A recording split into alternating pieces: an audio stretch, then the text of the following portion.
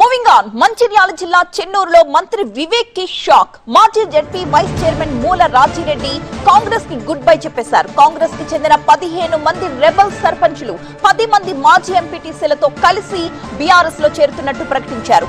1000 మందితో కలిసి గులాబీ కండువా కప్పుకుంటానన్నారు రాజిరెడ్డి. కాంగ్రెస్ లో అవమానాన్ని భరించలేకపోతున్న చెన్నూరు మున్సిపాలిటీపై గులాబీ జెండా ఎగరేస్తా అన్నారు మూల రాజిరెడ్డి.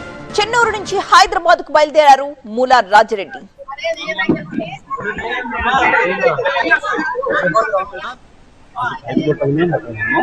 అందరూ కూడా ఆలోచించాలి.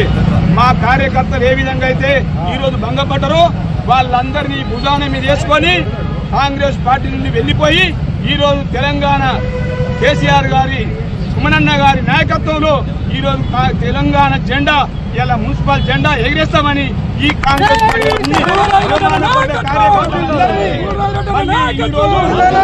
ఏనాడైతే నీ పక్షా నుండి చేయి గుర్తుకు ఓట్లు వేసి గెలిపించుకున్నామో ఈ రోజు నువ్వు చేసినటువంటి అన్యాయాన్ని, నువ్వు చేసినటువంటి అవమానాలను భరించలేక ఈ రోజు మన కారు గుర్తుకు ఓటేసి మేము ఇక్కడ మన తెలంగాణ జెండా ఎగిరేసే విధంగా నా కార్యకర్తలందరికీ నేను వెన్నంటి దన్నంటి ఉండి అండగా ఉంటానని నేను హామీ ఇస్తున్నా.